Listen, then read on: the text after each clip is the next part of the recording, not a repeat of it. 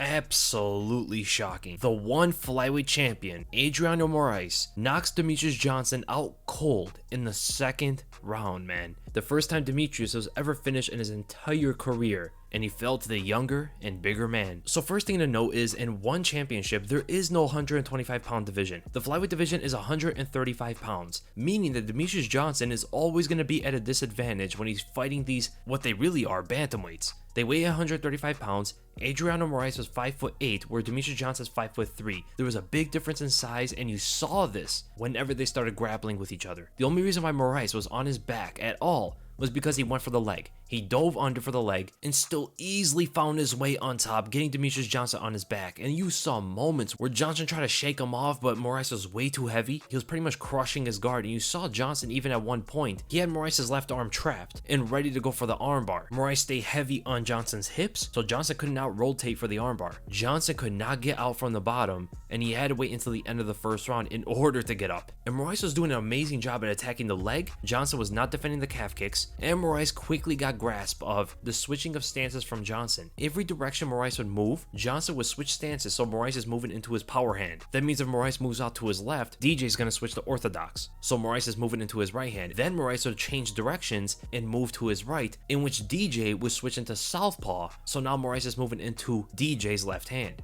But this ultimately didn't amount to much, as Moraes never went forward for an attack. He waited on DJ for the majority of the fight. Knowing something from Demetrious Johnson, when DJ commits for an attack with his hands, he only moves in a forward trajectory. As elusive and fast as he is, he's never moving in and out. It's always just straight forward. This is something we've seen from DJ throughout his entire career. As well-rounded as he is, that forward pressure with his combinations has always been a big weakness of his.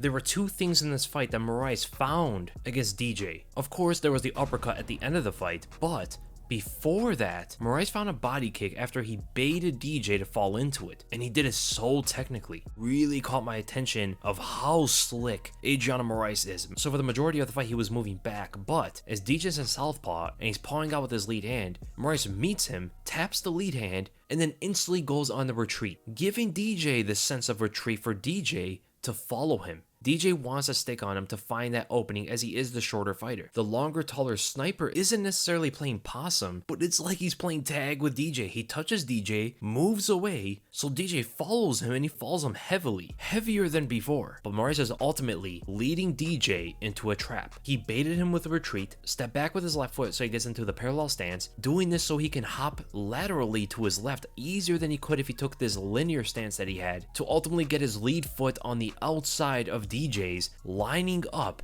the right kick to the body. He leads DJ unknowingly into a powerful body kick, the biggest shot of the fight up until the knockout sequence. This was super technical by Adriano Moraes. So that was one opening that Moraes found on DJ, as DJ likes to move in straight lines. But the bigger weakness of DJ, due to the fact he's so short and he moves in these straight lines, the rear uppercut is a huge counter to Demetrious Johnson. As we all know, DJ's debut in one championship found him getting caught by the uppercut continuously by Yuya Wakamatsu. Adriano Moraes also found the uppercut that dropped Demetrious Johnson in this one. He waited very patiently throughout the fight, getting his targeting down, finding the placement of his shot before he fired. But this is not a new thing.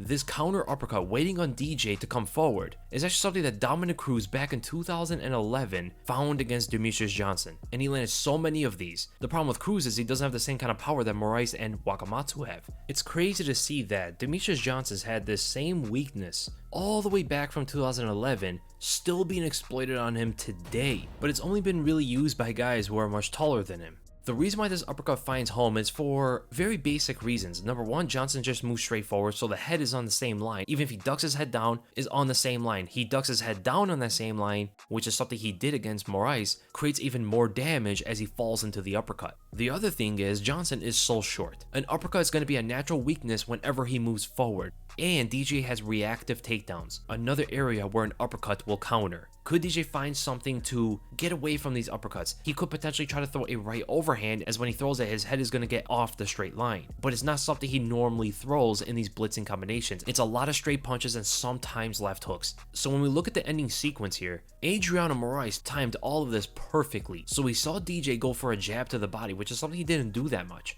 So for Moraes to actually time that punch is pretty extraordinary. So he goes to counter with what it looked like to be a flying knee, but then he threw out a kick right after the knee, ultimately hitting the chest of DJ, and DJ catches the kick. Moraes spins out of it and throws a spinning back fist, getting DJ's attention, and DJ tries to counter as the blow misses with a big right hook trying to intercept Moraes' spin. DJ posts, sees that Adriano Moraes is going for a left hook, so he tries to go under for a takedown. But the left hook was not to deliver with power, it was to set up and measure Demetrious Johnson's head and his movement for the right uppercut, and catches him clean, drops DJ badly. DJ starts to grapple, he grabs that left underhook as Adriano Moraes frames on him with a forearm. DJ still rocked in this position, he's posting, trying to get up, but this is one championship. There are knees allowed on grounded opponents. And DJ catches one right to the chin, and that's a wrap. Gets knocked out cold, man. Just a whole different game when knees are allowed on the ground, and causes the first loss of Demetrious Johnson at one championship. And Adriano Moraes is now on a very short list of opponents who has defeated Demetrious Johnson. Ironically, 3 of them are bantamweights, which shows that DJ just has a natural weakness to these bantamweights. He's so small compared to these guys, and the way he fights ultimately does get countered by a lot of them. Due to the uppercuts, due to how strong they are, they're able to out-grapple him because of their strength advantage. As you saw here, the size difference was a big factor on the ground, and it was an amazing performance by Adriano Moraes. This is probably the best win any one championship fighter could have gotten, because now a lot of eyes, not just over there in Asia, a lot of eyes around the world are going to pay attention to Adriano Moraes. And to be honest, I didn't even know much about him. I did not know Adriano Moraes until this fight happened, and once I saw him move around and bait out DJ, do what he did on the ground with him, and then find the uppercut, showing high-level fight IQ against who is supposed to be one of the smartest fighters in MMA, it impressed me beyond words, man. And these combined performances from Dominick Cruz, from Yuya Wakamatsu, and now from Adriano Moraes, there's going to be a lot of fighters over there at one championship who have the size advantage. They're going to take that advantage to the absolute limit and pick out these same tendencies, same weaknesses out of Demetrious Johnson. DJ's not young, man. He's been in this game for a very long time, and I honestly don't see him making that many changes. As smart as he is, as technical as he is, I do see the same openings being weaknesses even in the future. That uppercut's been a problem for him ever since Dominick Cruz. That was 10 years ago, and it's still a problem for him. That tells you something. One championship fighters are definitely not to be underestimated. One probably has the best organization outside the UFC. Defeating Demetrious Johnson is no easy task. When we're talking about one of the greatest fighters of all time, doesn't look like he's slowing down at all. Even at 135 pounds, it's going to be difficult to defeat DJ. It's just there's a lot of special fighters over there, and expect more performances, more results like you just saw tonight. So I hope you guys enjoyed the breakdown. If you did, make sure to thumbs up. If you enjoyed my content, make sure to subscribe, and I'll see you guys in the next video, which is going to be the podcast in a couple hours.